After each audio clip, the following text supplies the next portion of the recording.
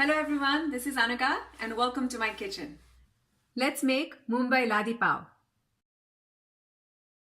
Ingredients are actually only 6. What's important is that each step is followed very carefully. So let's get started. Let us see what ingredients we need to make our pav. There is the active dry yeast, some sugar, water, salt, unsalted butter, and all-purpose flour. The temperature of the water is about 100 degrees Fahrenheit. I'm going to add some sugar and then yeast. I give it a quick stir. We'll wait. While our yeast is proofing, I have taken some all-purpose flour in a stand mixer bowl and I've added some salt, some melted butter. Mix it with our stand mixer.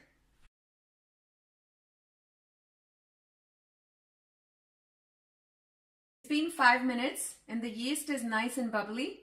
I'm going to add this to our flour mixture till it's just combined. Dough is just mixed in.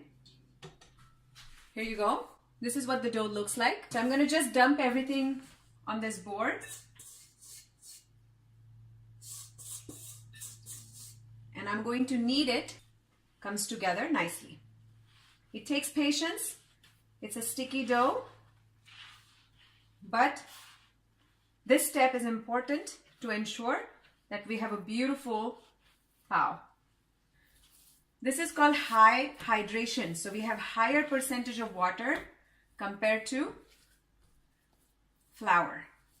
And the quickest thing to do is to fold it like this. So you lift and then you fold.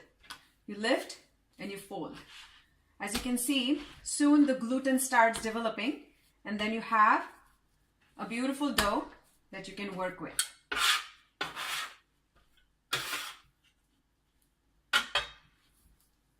By the way, you are seeing those oranges in the background, right? I'm going to make something with those. I'll share that soon too.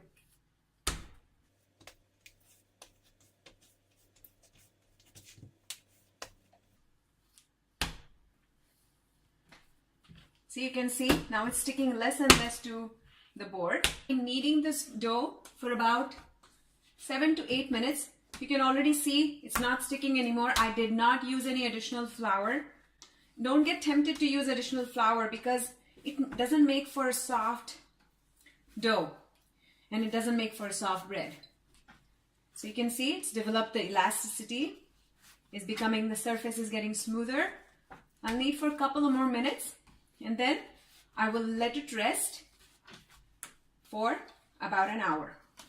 I've taken the same bowl and I'm going to grease it with a little bit of butter and put the dough in that bowl and cover it and let it rest for about an hour till it almost doubles in size. You can see it's been about 50 minutes and the dough has doubled in its size. Looks beautiful. We will now gently take it out on the board. You can see it's beautiful. I'm weighing the dough and it weighs about 163 grams. We will divide this dough in 12 equal parts. So I have made 12 parts of about 72 grams each, and I will show you how I roll them. You just take a piece and you sort of fold it over 4 corners. You can see.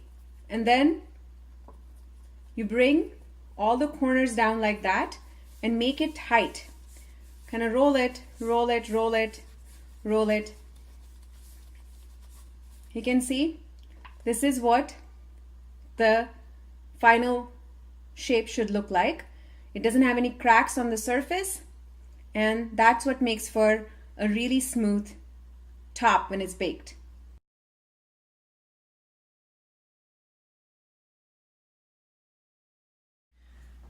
I've placed the dough balls in a greased and floured sheet. It's a brownie pan by Wilton. I really like it because it comes with this lid which I'm going to cover and let the paav rise for the second time for about an hour and a half.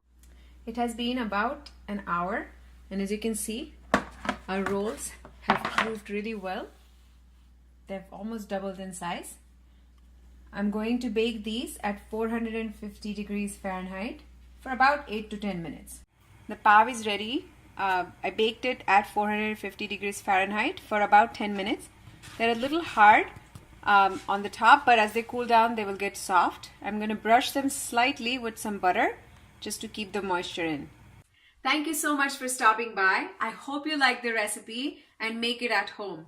If you have any questions or comments or feedback, it would be greatly appreciated. And don't forget to subscribe and hit the bell icon so you would be the first ones to know when I post a new recipe. It's always great to have you in my kitchen, and I hope to see you again soon. Until then, happy cooking and adios.